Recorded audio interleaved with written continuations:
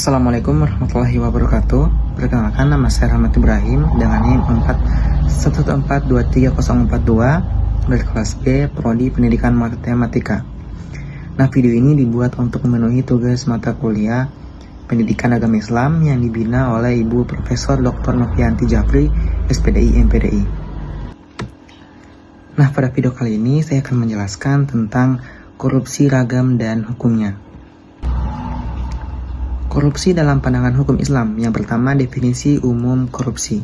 Pengertian korupsi adalah suatu tindakan dari seorang yang menyalahgunakan sebuah kepercayaan dalam suatu masalah maupun organisasi guna memperoleh keuntungan pribadi. Korupsi sendiri berasal dari bahasa Latin corruptio yang merupakan kata kerja dari corrupere dan mempunyai arti rusak, memutarbalikkan, busuk, menggoyahkan atau mengoyak. Menurut bahasanya, korupsi berarti suatu tindakan pejabat publik, baik itu politisi maupun pegawai negeri, berikut pihak lainnya yang terlibat dalam tindakan yang tidak wajar dan tidak benar atau dapat disebut ilegal dalam penyalahgunaan kepercayaan publik yang telah dikuasakan oleh seseorang ataupun beberapa orang guna memperoleh suatu keuntungan sepihak saja. Yang kedua, definisi korupsi menurut Undang-Undang Dasar. Pengertian korupsi juga tercantum dalam Undang-Undang Nomor 31 Tahun 1999 tentang pemberantasan tindak pidana korupsi yang menyatakan bahwa korupsi adalah setiap orang yang tergolong melawan hukum, melakukan suatu perbuatan, memperkaya diri sendiri, menguntungkan diri sendiri atau orang lain ataupun suatu kelompok, menyalahgunakan kewenangan maupun kesempatan dan sarana yang ada padanya karena jabatan atau kedudukan yang dapat merugikan keuangan negara dan atau perekonomian negara. Kemudian yang ketiga, yaitu definisi korupsi dalam perspektif Islam. Perilaku korupsi tergolong harta yang berdimensi haram karena perbuatan korupsi merupakan perbuatan yang menghalalkan sesuatu yang diharamkan. Dan korupsi merupakan wujud manusia yang tidak memanfaatkan keluasan dalam memperoleh rezeki Allah. Korupsi dalam pandangan hukum Islam, yaitu yang pertama ada suap atau riswa. Ya, ini merupakan perbuatan yang tercela dan merupakan dosa besar serta Allah sangat melaknatnya. Suap adalah memberikan sesuatu kepada orang penguasa atau pegawai dengan tujuan agar yang menyuap mendapatkan keuntungan diri dari atau dipermudahkan urusannya. Yang kedua ada pencurian atau sarakah. Adalah suatu tindakan yang mengambil harta orang lain dalam keadaan sembunyi-sembunyi, artinya mengambil tanpa sepengetahuan pemiliknya. Seperti halnya korupsi yang mengambil harta dengan cara melawan hak dan tanpa sepengetahuan pemiliknya, rakyat atau masyarakat.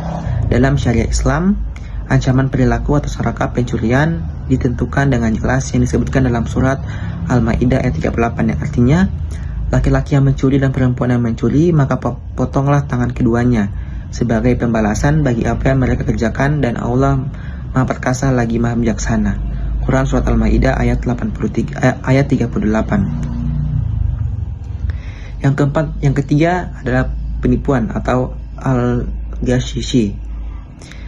Secara tegas berdasarkan sabda Rasulullah SAW, Allah mengharamkan surga bagi orang-orang yang melakukan penipuan. Terlebih penipuan itu dilakukan seseorang pemimpin yang mencundangi rakyatnya. Dan yang keempat ada korupsi. Korupsi dalam istilah khianat atau pengkhianatan, berkecenderungan mengabaikan, menyalahgunakan, dan menyelewengkan terhadap tugas, wewenang, dan kepercayaan yang diamanahkan kepada dirinya. Khianat ini merupakan pengingkaran atas amanah yang dibebankan kepada dirinya atau mengurangi kewajiban-kewajiban yang seharusnya dipenuhi. Hukum dan dalil korupsi dalam Islam. Setiap perbuatan buruk memiliki hukuman di dunia untuk menjadikan jerah pelakunya dan menjadikan dia taubat dan tidak lagi melakukan perbuatan tersebut. Tindakan pidana semacam ini disebutkan dalam Quran surat Al-Maidah surat ke-5 ayat 33 dengan sanksi hukuman mati, salib, potong tangan, dan kaki secara menyilang atau pengasingan. Sesungguhnya pembalasan bagi orang yang memerangi Allah dan Rasulnya dan membuat kerusakan di muka bumi. Hukuman mereka dibunuh atau disalib atau dipotong tangan dan kaki secara menyilang atau dibuang di negeri atau tempat kediamannya. Kemudian ada upaya pencegahan korupsi dalam Islam. yaitu pencegahan korupsi dalam Islam mencakup prinsip-prinsip etika dan moral yang tinggi. Beberapa upaya pencegahan korupsi dalam Islam melibatkan aspek hukum, sosial, dan ekonomi.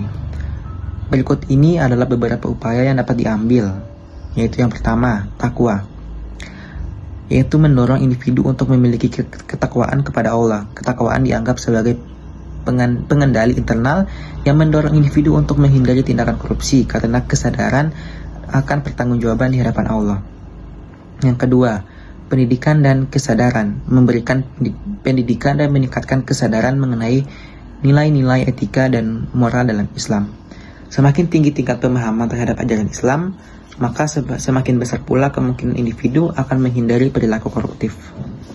Yang ketiga, yaitu transparansi dan akuntabilitas. Mendorong transparansi dan akuntabilitas dalam pengelolaan keuangan dan kebijakan publik. Hal ini melibatkan penerapan prinsip-prinsip transparansi dalam setiap tahap pengelolaan keuangan, termasuk dalam proses pengadaan barang dan jasa. Yang keempat, yaitu penerapan prinsip amanah atau kepercayaan. Memastikan bahwa setiap orang yang diberi tanggung jawab, terutama dalam urusan keuangan atau pelayanan publik, menjalankan tugasnya dengan sepenuh amanah dan integritas. Dan yang kelima adalah sistem hukum yang adil. Memastikan adanya sistem hukum yang adil dan efektif untuk menangani kasus-kasus korupsi. Hukuman yang tegas dan adil dapat menjadi deteren bagi pelaku korupsi potensial. Segitu dulu presentasi dari saya. Apabila terdapat kekurangan,